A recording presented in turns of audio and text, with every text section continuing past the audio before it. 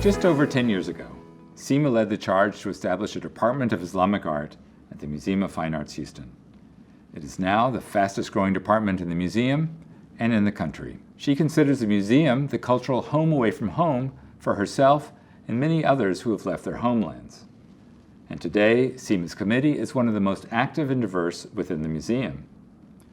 We now have a full curatorial department for Islamic art, with an active accessions program, exhibition program, and one of the largest growing collections in North America.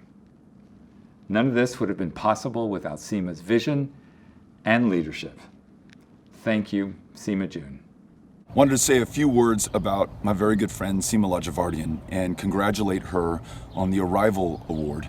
She really represents the best of this country, somebody who had to leave her home country, Iran, at a very young age. Her first languages, Farsi and French, and then she moved to the United States, basically a stranger in a strange land, began anew, and became incredibly successful in her life.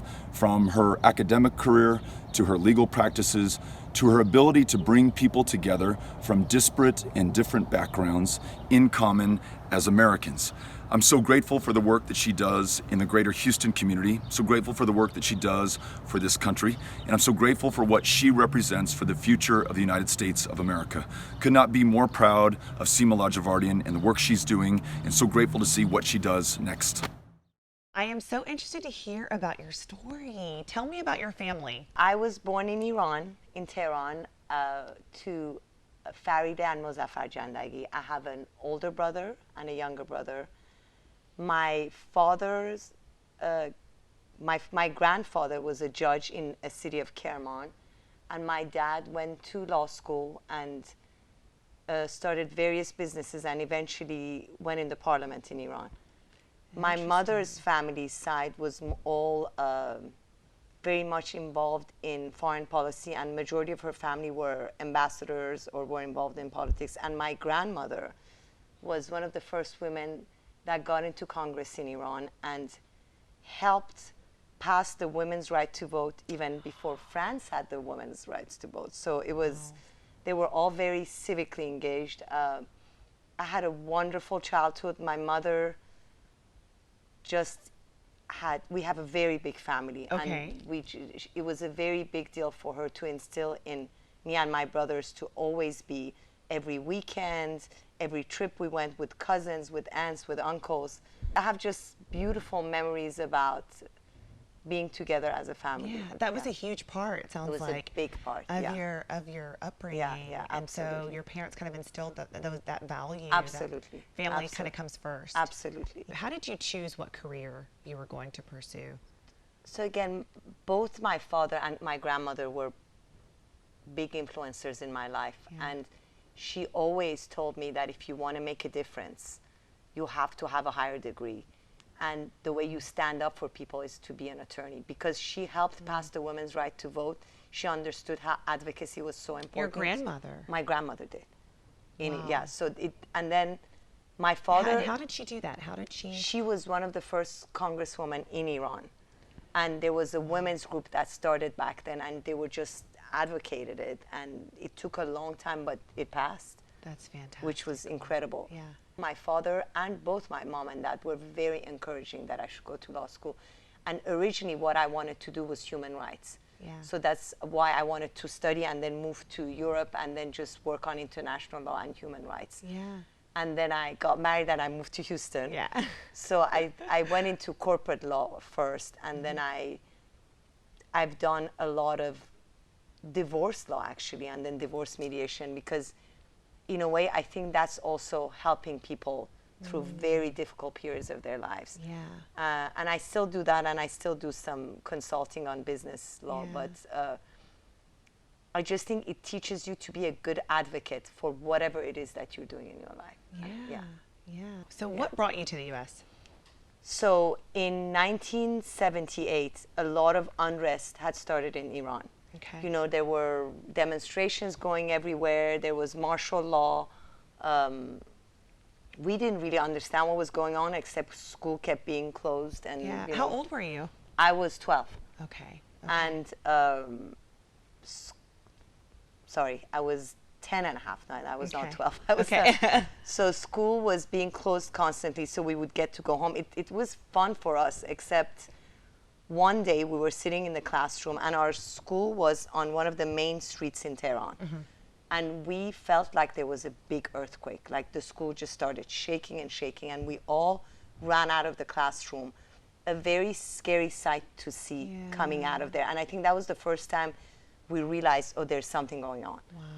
And then my mother came to school and said, we're going to go to France for a few days. Okay.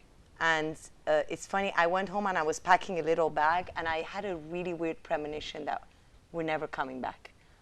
So I took my lunchbox and I took pictures of my parents' wedding, of some of our childhood pictures, just whatever pictures I could gather, put it in the lunchbox.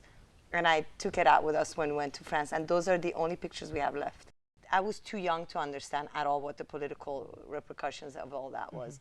And I think part of it was that everyone still thought that there would be a change and we'd all go back. And after that, you know, I think that's when my father decided we're just not going back. And he had family, his aunt and uncle had moved to the US like 30 years before, in the 60s. Yeah. No, in the 50s. And they lived in Carmel. You were in survival mode as a child. Yeah. Because I think a lot of times when we talk about this whole process of immigration, this journey of immigration, there's such a large focus on the parents. And I think sometimes we overlook the emotional burden that the children carry, because really they don't know the whole story. They're really just following the direction of their parents. I mean, having had Right? You didn't have a say. I didn't have a say, but I saw how much they were struggling. I could hear pieces of conversation. They were listening to the news all the time, what's going on in Iran and what's happening later. But I think as children, and I see it in my own, we're a lot more resilient because it's not like we're so tethered to the past. You know, like my parents were so happy that I had brought those pictures out because they had no other pictures from their past. Wow.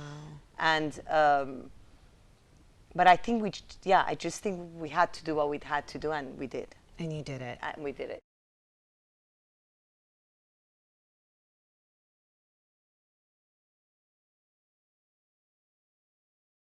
How did you get to Houston?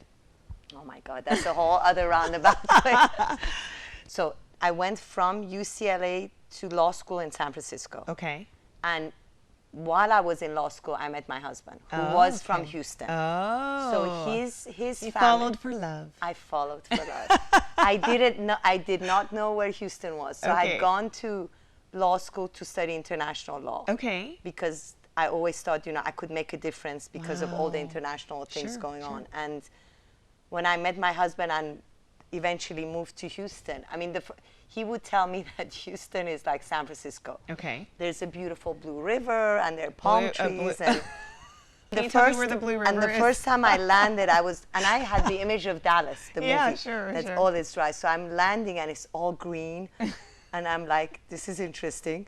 And then we arrive, of course, the bayou was brown and there were no palm trees. And he said, you can't believe it. Last week there was a huge hurricane. And, Oh, my goodness. you know, the trees were gone and the water is brown. But anyways, it was funny. So, which of these values resonate with you the most?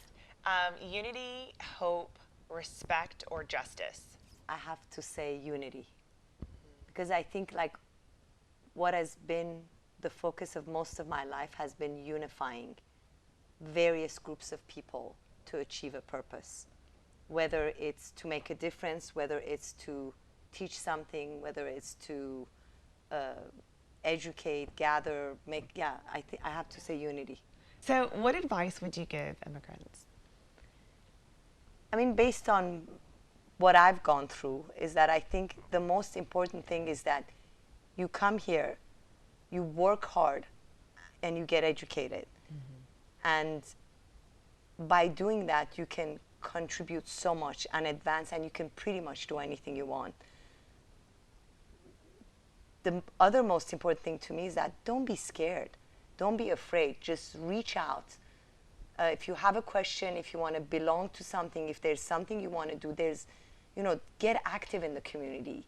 Get involved in politics. Get involved in whatever, because you can make a difference. Don't be shy and don't be afraid. So Sima, congratulations for being a 2019 Arrival Award recipient. How does it feel? I am so honored. Mom, we are so proud of you. You have kept us both up on our feet since day one, and you've instilled principles in us that help us succeed today. I owe most of my achievements to you, and even today, I still look up to you as someone who I see as successful and a role model that I even want to be like when I'm older. And we're so happy that all the years you've put in raising us and being our #1 cheerleader no matter what, finally you get the recognition that you deserve, and we're really both so thrilled for you, and we love you so much. Love you.